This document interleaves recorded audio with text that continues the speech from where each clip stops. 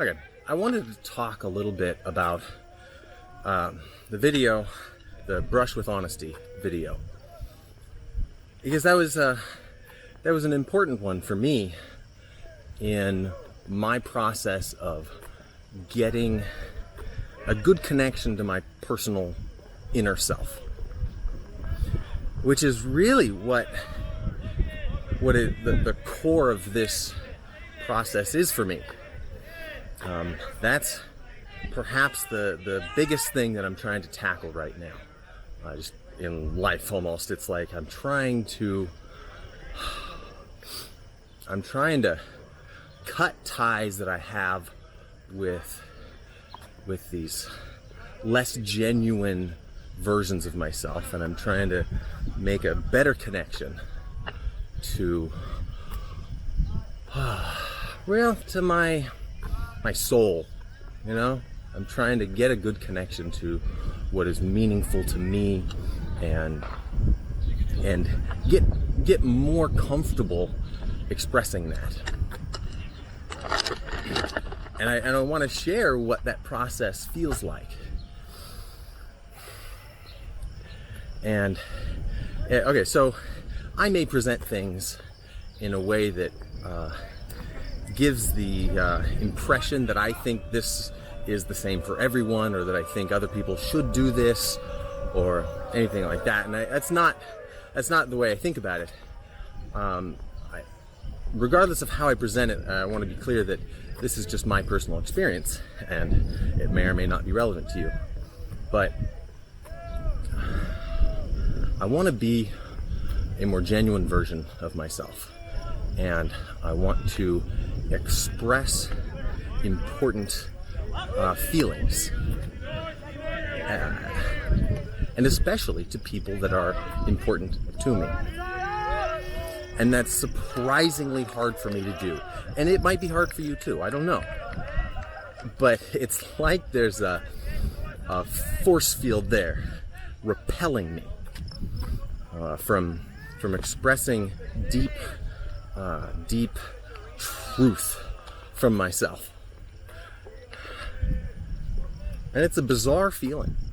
It's so what happened at the time that I was recording that Brush with Honesty video was I'd been having conversation with family, and then kind of on my own, in my own head, I was having these thoughts about just my love and fascination for the beauty and wonder of nature. I'm a bit of a jungle boy in that way. Like I'm kind of a Tom Bombadil / wannabe Tarzan kind of guy. At least that's how I picture myself. But I was there at my sister's house, and I was just seeing the beauty of it, and just confronting the fact that is so important to me, that I connect with my very personal and spiritual view of being in nature. I had to acknowledge that it was important to me, and that acknowledgement was hard to do. Right now I can talk about it easier because I got it out. And so it allows me to kind of move around the topic with a little more ease and confidence. But in that moment, which I was putting on camera, it was really hard. And you may correctly assume that, like, hey, that should have been easy. All you said was you really like nature, you want to live in it, and it's really beautiful and all that. What's the big deal? And you're right. You're absolutely right. It's not a big deal on its face like that. But the part that's hard is I guess seeing that I wasn't living it. I wasn't living in accordance with that value. And I wasn't even properly expressing it, which means I wasn't letting that part of me out. Even and especially to the people closest to me. And like I said in that video, this is just a part. This is like one facet of me that was hard for me to express. But the same resistance that I felt applies, I believe, to to anything important to me. Including, and maybe most importantly, I feel it in response to deep personal connections to other people. So I have a fear of connecting deeply and personally to other people. Like, for example, my sister, or my mom, or my wife, or my in-laws, or my closest friends. Like, they all... None of them get all of me. I'm not giving my whole self to them. And I was able to get myself to record that video and say those things on camera, which was its own level of difficulty for me. But I didn't say them to those people. I could have, but it was easier for me to say to the camera than it was to say to them. And that's something that I'm working on, and I'm hoping that by doing videos like this and like that one, that I'll just get better. I'll get more comfortable. I'll see that through that experience that it didn't hurt me. I could say something like that and come out of it and be like, oh, what was the big deal? I don't get it anymore. Like, why was that hard? So that's the goal, and that kind of happened. But I think the more important thing there, perhaps the deeper thing to work on, is making, in addition to making the connection to myself, it's making the connection to those people in my life that I can more fully express love and connection to those people. Because it's scary to actually express and allow yourself to feel a real profound love. I find that scary. And the more a person is, I don't know if I want to say deserving, but the more a person is, in a place to receive that love from you, like someone very close to you, a parent or a spouse or a child, the harder that is to really look them in the eye and say just how fucking much they mean to you and how important they are to you and how the world just wouldn't be the same and wouldn't be as good without them. That's a hard thing to say. And I want to say that to the people in my life.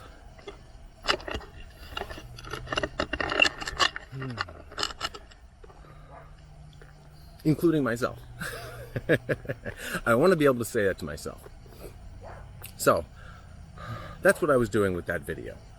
I was feeling a bit of a connection to something personal to me, and I knew in that moment that if I walked away from it, which is what I wanted to do, I wanted to forget it and not address it.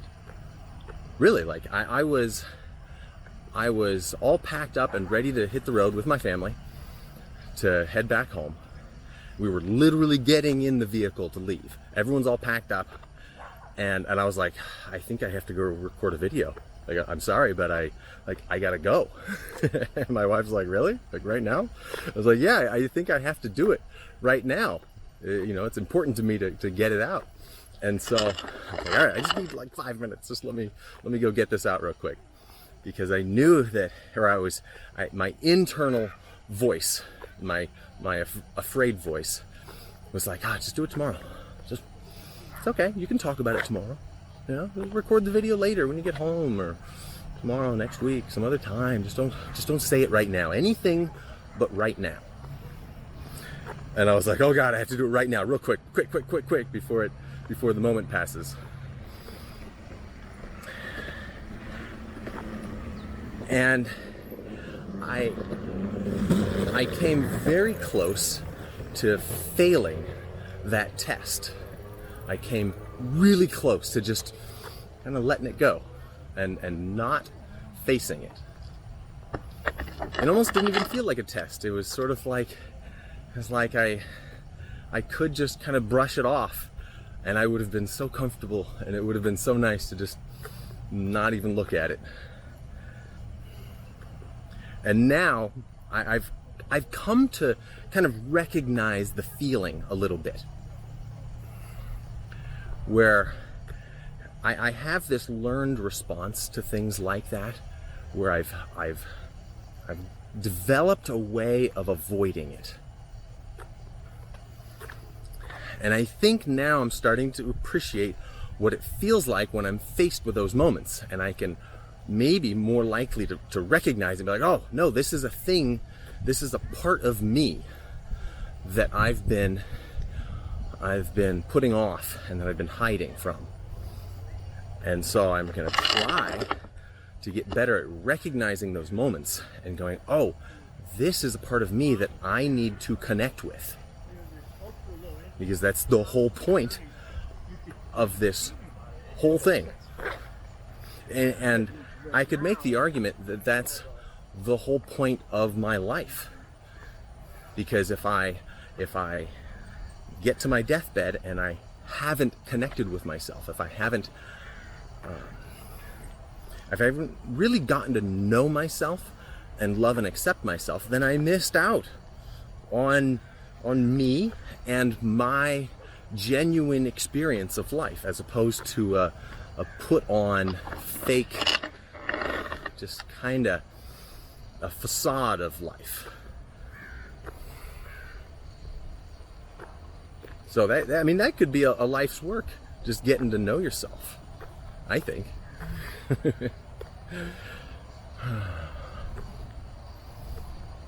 I'm definitely afraid of getting to the end of my life and having not even given myself a chance to come out. And one of my big motivators for that, besides doing it for myself, which should be reason enough, a big motivator is to do it for my children. I only have one kid now, but hopefully more later. Because they need that genuine version of me. They need me to model what life is like when you're being yourself, when you're not trying to be other people, when you're not trying to just please other people with your behavior. They need to see that it's okay to be themselves, that they don't need to change, that they are wonderful and beautiful and perfect as themselves. And I can't allow myself to be a parent and tell them, oh, you can be yourself and don't change for anybody, but I'm not doing that for myself. I don't want to be a hypocrite. That's one of my anti-goals, if you will. It's something where I just can't be a hypocrite to my children. So that's what I was trying to do with that video, and that's what I'm continuing to try to do in documenting my process of this self-development. It's really what it comes down to, is I'm trying to grow. I'm trying to find myself in adulthood and what that process is like, and hopefully create a comprehensible framework that other people can then follow and get that same benefit for themselves. That's the idea. But regardless of what I end up doing, the first step is dealing with my own shit. Because if I don't deal with my own shit, then anything I do after that point is, by definition, not very genuine to me. So first step is to get in contact with my genuine self, love and accept myself, acknowledge and express my passions, and just step into the real me. Okay. Well, This is interesting. It's weird. It's a process. I don't know. But hopefully it's helpful to someone else. Okay, thanks. I'll see you in the next one.